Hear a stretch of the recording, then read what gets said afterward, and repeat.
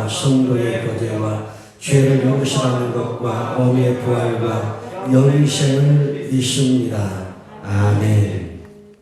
하나님 앞에 떠는 것, 이거 굉장히 중요합니다. 하나님을 우리가 두려워할 줄 알고 하나님 앞에서 떨 줄 알 때 거기서부터 뭐가 나오냐면 하나님을 인정하는 예배가 시작되는 거예요. 하나님을 인정하는 예배가 나오고 기도가 나오고 찬송이 나오고 감사가 나오는 거예요. 그래서 우리 신앙인에게는 하나님에 대하여 두려워할 줄 아는 믿음, 하나님에 대하여 떨 줄 아는 믿음이 있어야 됩니다. 그래야 내 믿음이 흐트러지지 않고 긴장하고 하나님 뜻에서 벗어났는가 벗어나지 않았는가 나를 살피면서 그 말씀 안에 거하려고 하게 되는데 그것이 바로 하나님에 대한 두려움, 하나님에 대한 떨림에서 시작된다는 거예요. 저와 여러분이 하나님을 두려워할 줄 알고 떠는 이 믿음이 있다면 우리의 믿음은 변질되지가 않습니다. 그러나 하나님에 대한 이 두려워하는 마음이 없고 떠는 마음이 없으면 우리의 신앙은 변질될 수밖에 없어요. 변질돼서도 내가 변질된지를 모르고 살아가는 거예요. 자, 오늘 말씀 볼까요? 5장 22절 시작. 여호와의 말씀이니라. 너희가 나를 두려워하지 아니하느냐? 내 앞에서 떨지 아니하겠느냐? 내가 머리를 두어 바다의 한계를 삼되 그것으로 영원한 한계를 삼고 지나치지 못하게 하였으므로 파도가 거스르나 그것을 이기지 못하며 뛰노나 그것을 넘지 못하느냐. 여러분 바닷가를 한 번쯤은 가본 적이 있을 것입니다. 여러분이 해수욕장 가거나 뭐 바다에 바람 쐬러 가면 바다와 육지를 경계하는 한계가 뭐죠? 그게 백사장입니다. 모래예요. 근데 그 모래는 아주 힘이 없어요. 뭐 능력도 없고 힘도 없고 사람이 그냥 짓밟기 좋은 아주 연약한 거예요. 근데 바닷물은요, 이 모래를 넘어서지를 못해요. 어쩌다 쓰나미가 오고 태풍이 몰아치면 그 물이 백사장을 넘어가는 경우도 있지만 다시 본래 있던 대로 돌아와야 돼요. 하나님께서 이 바다와 육지의 한 가운데 한계 경계선이 뭐냐? 그게 모래라는 거예요. 아무 힘이 없는 모래. 그래서 하나님은 바닷물이 모래를 넘어서 육지를 침노할 수 없도록 하나님 그 한계를 정하셨어요. 이 정하신 한계를 하나님 외에는 누구도 그 한계를 무너뜨릴 수가 없습니다. 이렇게 자연은 하나님이 정해 놓은 한계에 굴복하고 순종하고 그리고 자연은 하나님의 섭리에 순종하고 살아가는 거예요. 자연이. 그래서 우리는 이 자연을 통해서 하나님의 섭리를 보는 눈을 가져야 돼요. 그런데 하나님께서 하나님과 하나님의 백성들 사이에도 한계를 정하셨어요. 하나님은 오늘 저와 여러분들이 이 땅에서 교회를 다니며 믿음으로 살 때 어떻게 사는 것이 바른 믿음이고 바른 신앙이고 올바른 신앙이고 나의 지금 믿음이 신앙생활이 옳은지 옳지 않은지 잘 됐는지 잘못됐는지를 구분하고 분별하고 알 수 있는 한계가 뭐냐? 그게 바로 성경 말씀이에요. 말씀은 하나님과 우리 사이의 경계선이고 한계선입니다. 그래서 말씀을 깊이 읽고 묵상하고 마음에 되새기고 영에 되새겨서 가다 보면 하나님이 나에게 무엇을 원하는지 어떻게 살라고 하는지 그 경계선을 볼 수가 있고 한계선을 볼 수가 있어요. 그런데 하나님을 두려워하지 않고 하나님을 떨지 않으면 자연도 그 한계에 하나님의 정의와 한계에 순종하는데 하나님의 백성들이 말씀을 통해서 하나님의 한계를 벗어날 때가 있어요. 그게 뭐냐면 내가 하나님의 한계와 하나님이 정해놓은 경계를 벗어났다. 이걸 어떻게 할 수 있느냐? 하나님을 두려워하지 않는 것입니다. 하나님을 떨지 않는 거예요. 하나님에 대해서 전혀 무서움이 없는 것입니다. 그것은 뭘 말하느냐? 내가 경계선을 이미 넘어가 버렸다는 거예요. 하나님이 정해놓은 한계를 내가 넘어서서 내 마음대로 산다는 거예요. 그래서 22절에 여호와의 말씀입니다. 너희가 나를 두려워하지 아니하느냐? 내 앞에서 떨지 아니하겠느냐? 그 말은 뭐냐면 한계를 이미 넘어서 버렸다는 거예요. 그러니까 한계를 넘어서서 살아가는 하나님의 백성들은 자기 생각대로 살고 자기 마음대로 살고 자기 의지대로 살아가는 거예요. 죄를 지어도 죄가 죄인 줄을 모르고 죄를 지어도 인정하지 않는 거예요. 나의 불신앙을 불신앙으로 인정하지 않는 거예요. 이미 한계를 넘어서 버렸어요. 굉장히 위험한 길을 가고 있는 거예요. 그래서 하나님 앞에서 내 믿음의 경계선이 무너지고 한계가 무너지니까 내 마음대로 살아가는 거예요. 근데 그것이 옳은 줄 안다고 말이에요. 내가 전혀 틀렸다고 생각하지 않는 거예요. 에레미야 5장 23절 한번 볼까요? 시작. 그러나 너희 백성은 배반하며 반역하는 마음이 있어서 이미 배반하고 갔으며 그랬어요. 그러면 22절 말씀과 23절 말씀을 다시 제가 설명드린 이런 말씀이에요. 파도가 아무리 거세도 머리를 넘어갈 수 없다는 거예요. 22절에. 파도가 아무리 거칠게 육질나게 강탈해도 모래를 이길 수 없다는 거예요. 파도가 아무리 바다에서 거칠게 뛰어놀아도 모래사장만 오면 힘없이 무너져 버린다는 거예요. 왜 그럴까요? 22절에 보니까 하나님이 영원히 그렇게 한계를 정해놨어요. 그러니까 저와 여러분이 죽고 이 죽음의 종말이 올지라도 저 바다는 모래사장을 넘지 못합니다. 그것이 하나님이 한계를 정해놨어요. 하나님의 법이다. 그런데 23절 보니까 너희 백성은 있어요. 즉 너희 백성은 누구 백성이면 하나님의 백성이죠. 하나님의 백성은 한계를 넘어서 버렸어요. 경계를 넘어서서 말씀을 어기고 배반하고 반역하고 자기 길로 이미 가버렸다는 거예요. 그러면 하나님의 백성들이 하나님이 정해놓은 한계와 이 경계선을 넘어서버렸다, 벗어나버렸다. 이걸 뭘로 알 수 있냐면 이 말씀 보니까 배반과 반역이에요. 배반과 반역은 내가 하나님을 이미 버려버린 것입니다. 하나님을 떠나버린 거예요. 하나님이 정해놓은 그 한계를 넘어서버린 거예요. 자연도 하나님이 정해놓은 한계를 넘어서지 못하는데 이 한계를 넘어설 수 있는 피조물이 있다면 누구냐? 인간밖에 없다는 거예요. 그것도 불신자들이 아니라 하나님의 백성들이 하나님의 한계를 넘어서 산다는 거예요. 그것을 오늘 에레미야 선지자는 뭐라고 했느냐? 너희 백성은 배반하고 반역했다는 거예요. 그래서 배반과 반역은 이미 한계를 넘어서서 자기 마음대로 살아간 백성의 삶의 양식이에요. 배반과 반역.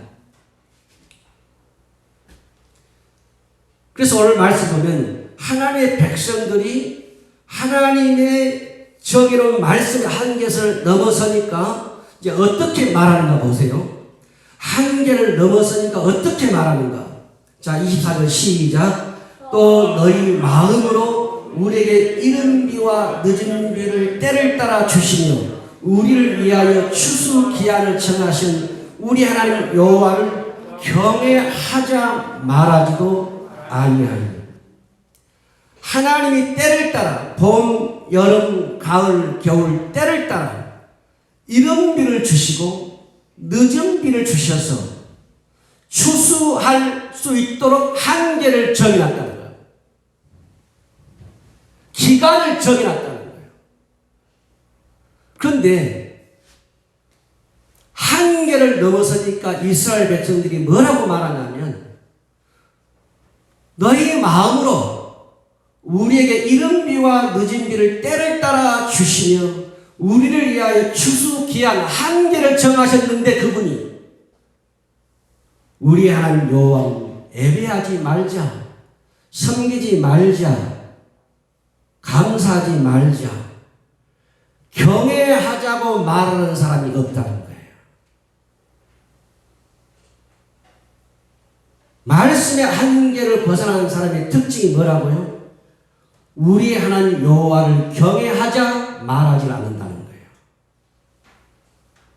이것이 뭐냐면 앞에서 말하는 배반과 반응이라는 거예요. 이른 비는 8월 말에서 10월 초에 내리는 팔레스타인 지역의 비예요. 이것은 농부가 농사를 지을 때 땅을 경작하고 파종을 할 때 할 수 있도록 가능하게 하는 비가 바로 이른 비예요. 반드시 이른 비가 와야 굳은 땅이 적셔지고 갈아엎고 씨를 심을 수가 있어요. 이른 비가 와야 돼요. 그래야 농사를 지어서 먹고 사는 거예요. 그런데 늦은 비는 뭐냐? 3, 4월에 내리는 비예요.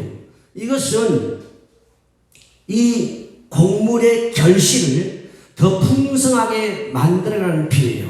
우리나라야 사철 비가 오지만 팔레스타인은 그렇지 않아요. 이른 비와 늦은 비가 없으면 한 해 농사를 망치는 거예요. 모든 것을 먹을 수가 없어요. 그러니까 씨를 뿌리려면 이른 비가 와야 되고 거두려면 늦은 비가 와야 돼요. 근데 그 비를 주신 분이 누구냐? 여호와 하나님이라는 거예요. 그래서 이른 비와 늦은 비를 때를 따라 주시고 우리를 위해 추수 기간 한계를 정해놓은 분이 누구냐? 하나님이다 그 말이에요.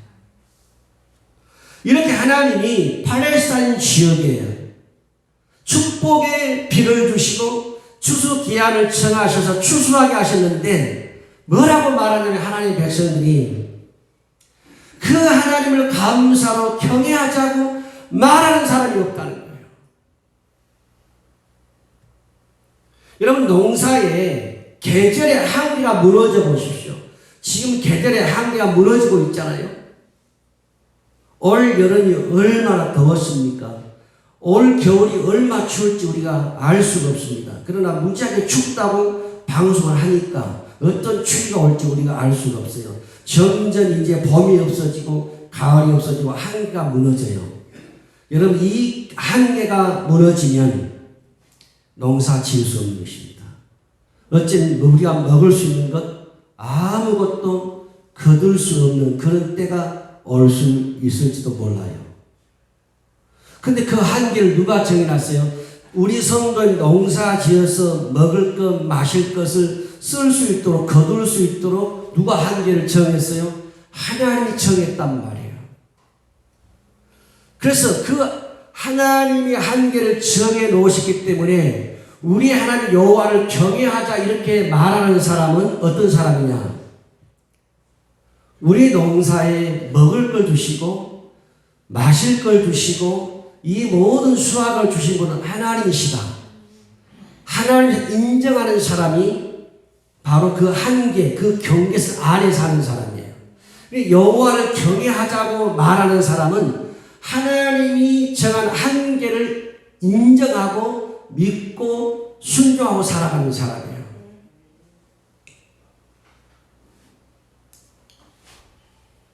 그러면 이 한계와 이 경계선을 무너뜨린 것이 과연 뭘까?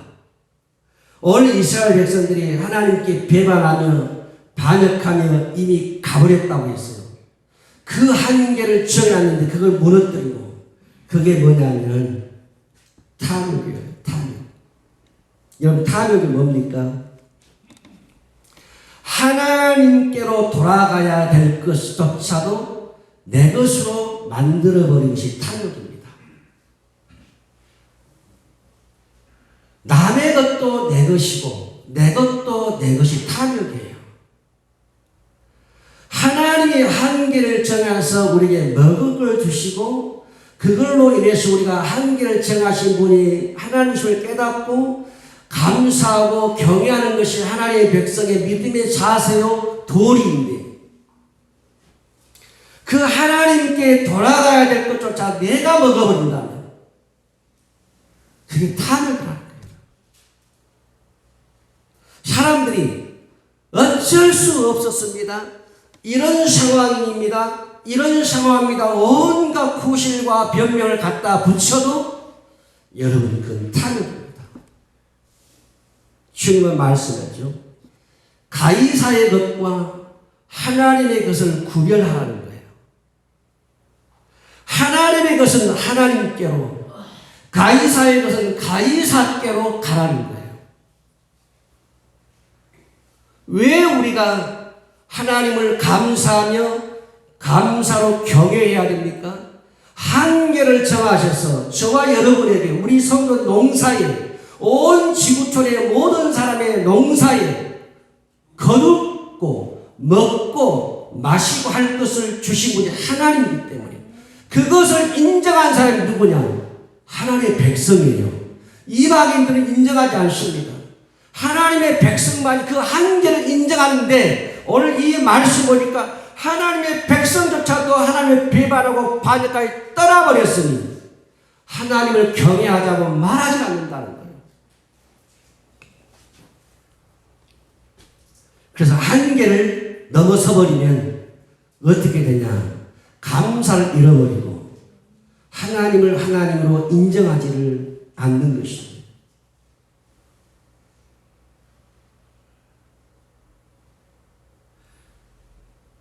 제가 이번 주에 어떤 집사님하고 통화를 하는데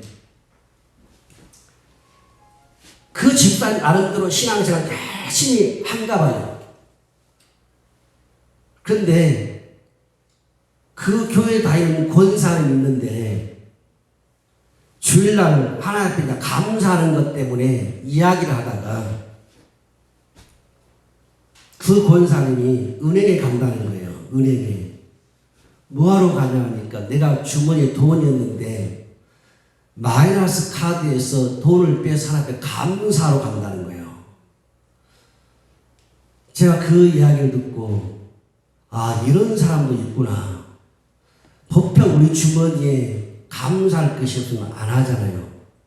그런데 이 권사님은 은행에 가서 마이너스로 돈을 빼가지고 하나님께 감사한다는 거예요. 그래서 그 집사님 그걸 듣고 자기도 충격을 받았다는 거예요. 지금도 이런 분이 있구나. 저 우리 성도님들에게 마이너스 대출 받아가지고 감사라고 강요하지도 않습니다. 할 필요도 없고. 그러나 이렇게 하나님 앞에 감사하고 경외하려고 하는 이런 사람도 있구나. 이런 사람도. 그러면 나는 거기서 뭘 듣고 나는 배우는가. 그게 중요한 게 아니겠어요? 욥기 1장 21절 한번 볼까요? 시작. 이르되 내가 모태에서 알몸으로 나왔사온즉 또한 알몸이 그리로 돌아가올지라. 주신 이도 여호와시요 거두신 이도 여호와시오니 여호와 이름이 찬송을 받으실지니라 하고, 저와 여러분 어머니 모태에서 나올 때 아무것도 가지고 나온 거 없습니다. 그냥 멍덩어리 하나 갖고 나왔어요. 벌거벗은 몸으로. 옷도 입고 오지 않았고 두 손에 돈도 가지고 나오지 않았고 손에 양식도 가지고 나오지 않았고 우리는 빈몸으로 왔습니다. 그리고 죽을 때도 어떻게 해요? 다 빈몸으로 돌아가요. 그럼 주님이 뭐라고 말씀해요? 주신 이도 여호와요. 저와 여러분이 살아가는 동안에 주신 이도 여호와요. 따라서 주신 이도 여호와시오. 거두신 이도 여호와시오니. 우리가 빈몸으로 왔지만, 여러분이 빈몸으로 왔지만 하나님이 여러분에게 주셔서 지금까지 먹고 마시고 입고 쓰고 산단 말이에요. 하나님이 거두시면 이리로 올라오라 하면 우리 목숨 내려놓고 올라가야 돼요. 그분이 거두시면. 주신 분도 여호와요 거두신 분이도 여호와시니 뭐라고 욥기에서 욥이 말합니까? 여호와의 이름이 찬송을 받으실지니이다. 열 자녀를 잃고도 하나님의 이름을 찬양하는 것이 뭐냐? 경외라는 말이에요. 욥은 일찍이 하나님이 정해놓은 한계를 알았어요. 주신 분도 하나님, 거두신 분도 하나님, 이 경계선을 정하신 분 누구냐? 하나님이란 말이에요. 그러니까 거두을지라도 원망하지 않고, 가져갈지라도 원망하지 않고, 목숨을 취할지라도 원망하지 않고, 찬양하며 감사하며 땅에 엎드려 욥이 예배했던 것은 그 한계를 인정했기 때문이에요. 우리가 하나님에 대해서 이렇게 두려워할 줄 알고 떨 줄 안다면 이 경계선에서 넘어가지는 않는 거예요. 그래서 22절에 두려워하며 떠는 것이 우리 믿음 생활에 굉장히 중요한 거예요. 내 믿음을 지켜주는 방어선이란 말이에요. 내가 더 이상 세상으로 돌아갈 수 없도록 나를 지켜주는 방어선이 뭐냐? 두렵고 떨리는 믿음으로 신앙생활하는 거예요. 아멘. 그런데 오늘 말씀 보니까 뭐라 했어요? 이스라엘 내 백성들은 이른 비와 늦은 비를 때를 따라 주시고 더 나아가 추수 기간을 정해서 먹을 걸 주셨는데 하나님을 경외하자고 말하는 사람이 없다는 거예요.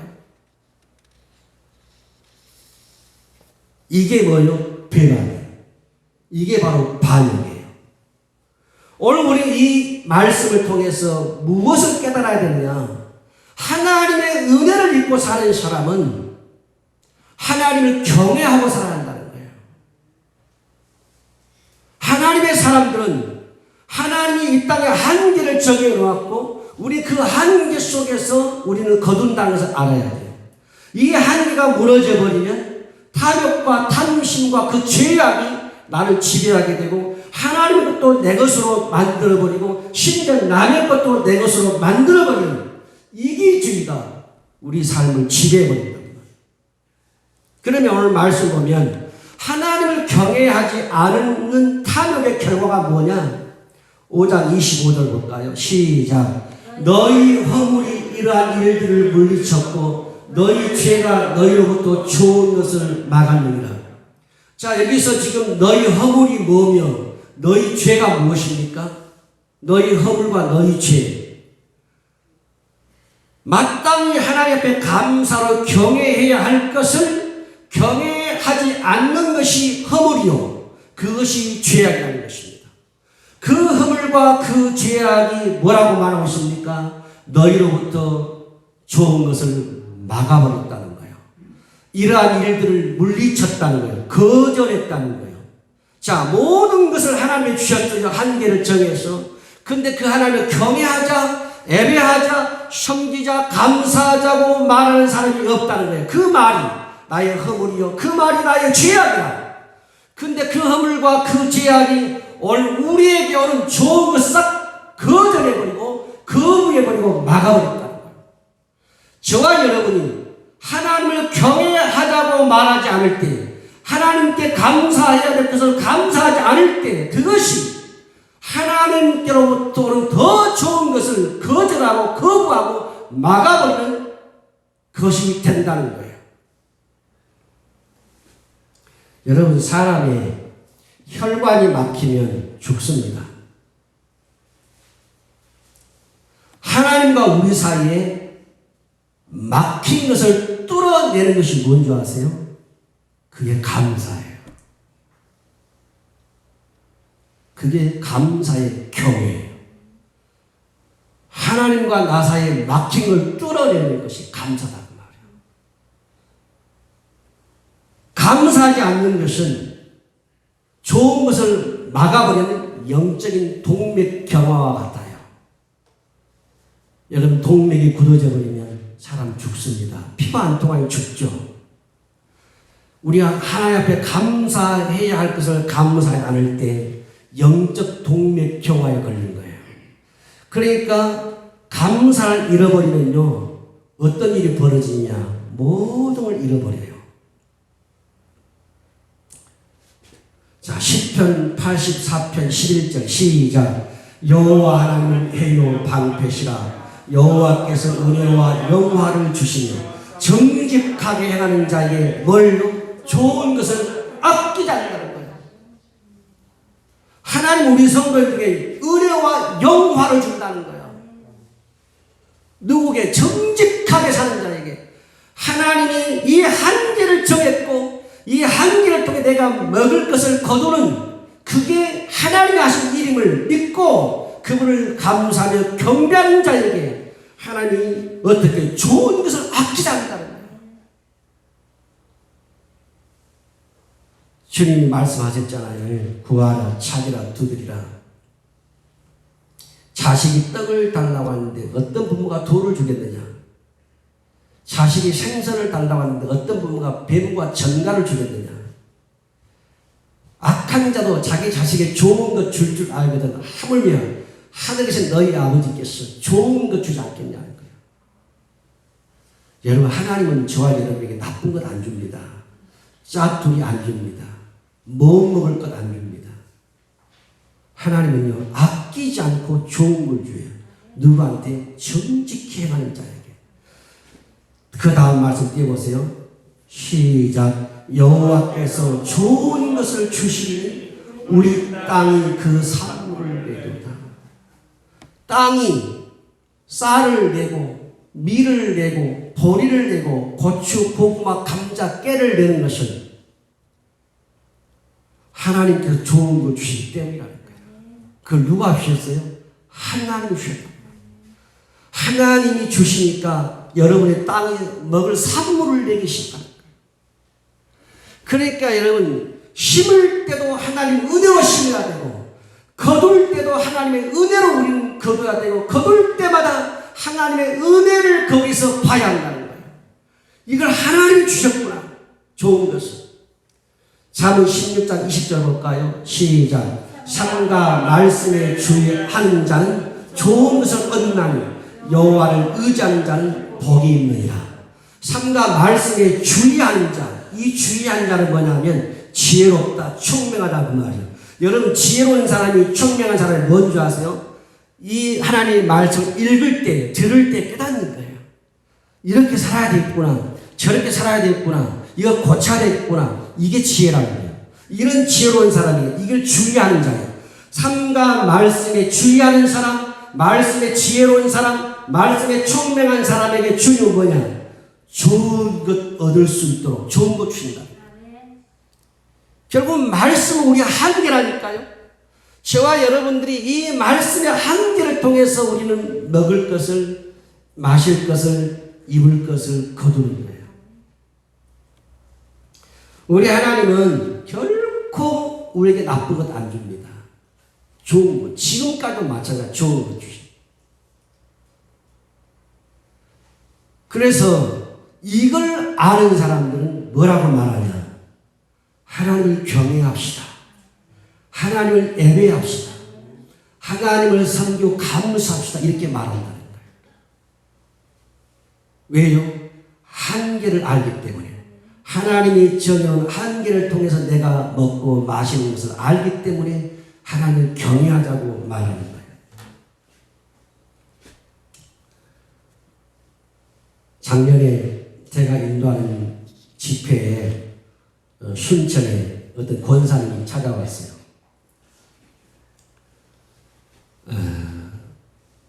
그 교회는 한 1200명 되는 교회인데 그분 여전도 회장이에요.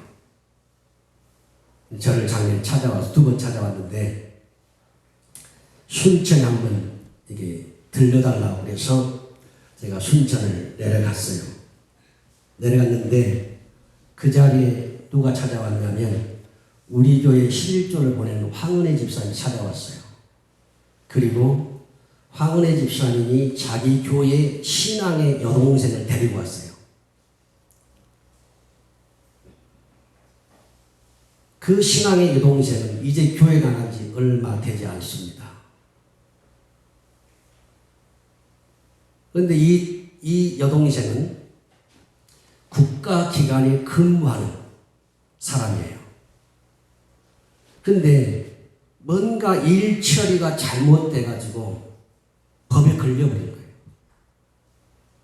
그래가지고 직원들이 회직당하게 되고 이 사람도 회직을 당하게 되고 벌금도 왕창 물게 되고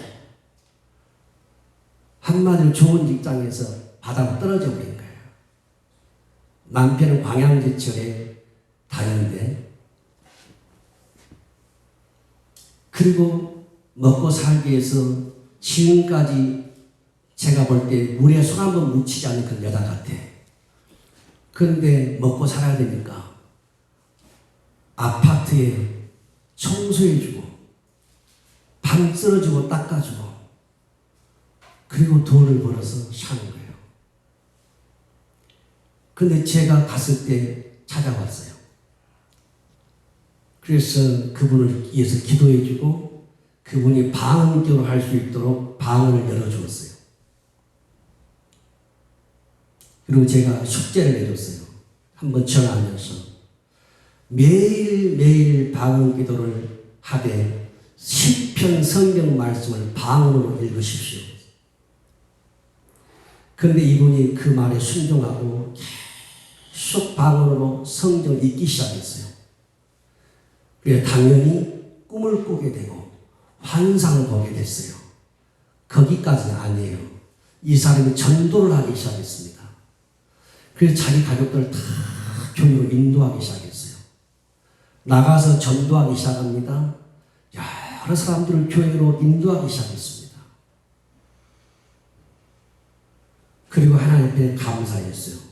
근데 최근에 들려온 소식이 뭐냐면 남편이 광양제철에 이렇게 직원이었는데 간부가 됐는가 봐요.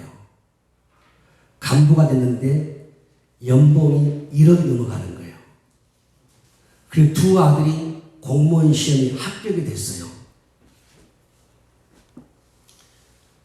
자기가 일 처리 잘못해서 다 잃어버렸지만 자기가 기도하고 주님 엎드려 주님을 경배했을 때 하나님의 남편을 올려주시고 두 자녀들을 공직자의 길을 갈 수 있도록 은혜를 주신 거예요. 그러면서 이 평신도가 황은혜 집사님이 뭐라고 이렇게 말하는 거예요. 언니, 내가 죄를 지으면 남편에게 오는 좋은 것을 뺏길까 봐서 내가 죄를 지을 수 없네요. 내 두 아들에게 하나님 주신 축복을 내가 죄를 지면 뺏길까 봐서 하나님 앞에 죄를 지을 수가 없네요. 그랬어요. 근데 그 말을 누구한테 배웠냐면 황은혜 집사한테 배운 거예요. 황은혜 집사한테 가끔 통화를 하니까 아들 때문에. 근데 황은혜 집사는 그 이야기 하는 거예요. 이 황은혜 집사는 참 불교 신자입니다. 그런데 모든 우상 숭배를 버리고 하나님을 섬기고 오직 예수에 미친 사람이에요. 예수에 미친 사람. 예수밖에 모르는 사람이에요. 그런데 그 황은혜 집사님 그 이야기 하는 거예요. 목사님, 내 남편에게 오는 하나님의 축복을 내가 죄를 지면 뺏길까 봐서 내가 하나님 앞에 죄를 지을 수가 없습니다. 내 아들, 딸들에게 올 그 축복을 내가 죄를 지면 하나님에게 뺏길까 봐서 내가 죄를 지을 수가 없습니다.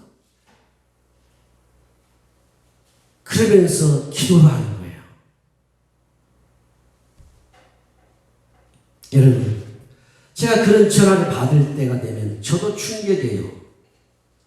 생각보다 말들을 듣게 되니까. 우리는 그러잖아요.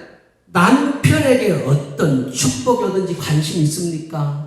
아내에게 어떤 축복이 오든지 관심이 있습니까? 내가 죄를 지면 내 남편이 받을 하나님의 축복을 내가 막아버리고, 내가 죄를 지면 내 자식들이 받을 축복을 내가 뺏어가버리는 것이니, 내가 여호와 앞에 죄를 짓지 않고 내가 여호와 앞에 하나님을 예배하고 내가 그렇게 살아가야 되겠다고 우리가 결단한 성도가 얼마나 있냐 그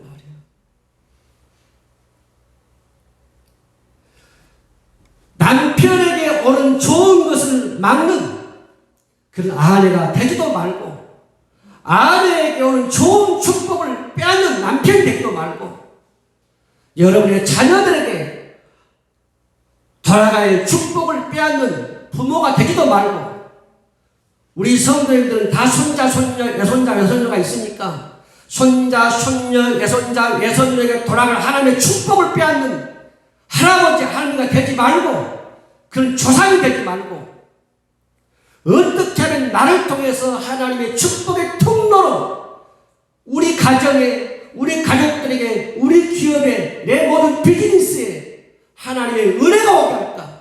하나님의 축복이 오게 할까? 이게 바로 뭐냐면 하나님 경외하는 사람이 하는 거예요.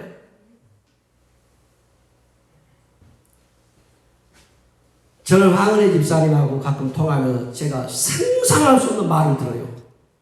상상할 수 없는 말을, 성도로서 하는 말. 제가 오히려 은혜를 받아요. 왜냐하면 그 말이 그냥 나온 말이 아니고 기도를 통해 나온 메시지이기 때문에 나를 심령을 강타한다 그 말이에요. 그러니까 뭐냐면 나를 찾아왔던 그 성도도 신앙을 누구한테 배웠냐? 황은혜 집사한테 배우는 거예요. 기도하는 거 배우죠. 전도하는 거 배우죠. 감사하는 거 배우죠. 경배하는 거 배우는 거예요. 그래서 누구를 내가 만나에 따라서 내 믿음이 달라지는 거예요. 누가 내 믿음을 이끌어가느냐, 누가 나의 영적인 멘토냐, 여기에 따라서 달라지는 거예요. 아무것도 모르는 그 평신도가 한 사람 집사람을 잘 만나니까 하나님의 은혜를 받고 축복을 받고 믿음이 아름답고,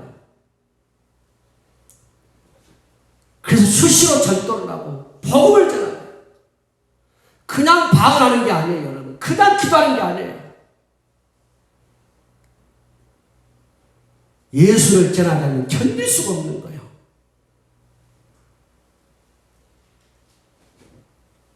그래서 이 두 분의 이야기를 가만히 들어보니까 어떻게 하지 하나님께서 우리 가정에 주신 이 축복을 내가 잃어버리고 빼앗겨 버리지 않으려고 하나님께 몸부림치면서 기도하는 거예요.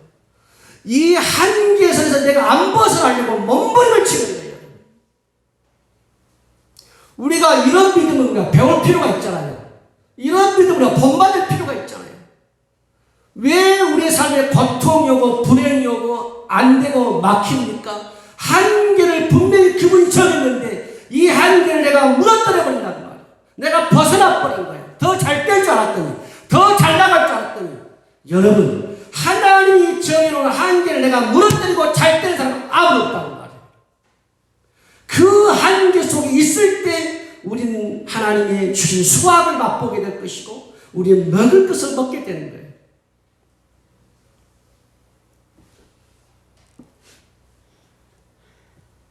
우리 성도님들은 하나님으로부터 좋은 것이 오게 하는 축복의 통로가 되기를 바랍니다.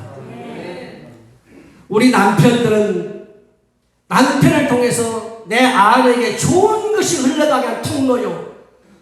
남편들은, 아버지들은 내 자녀들에게 좋은 것이 흘러가게 하는 통로요. 어머니는 나를 통해서 남편에게, 내 남편에게 하나님이 좋은 거 받을 수 있도록 축복의 통로요. 어머니는 내 아들, 딸들에게 좋은 것이 흘러갈 수 있도록 하는 축복의 통로요. 이왕 우리가 믿음으로 살 바에 그렇게 살자는 말이에요. 축복의 통로로.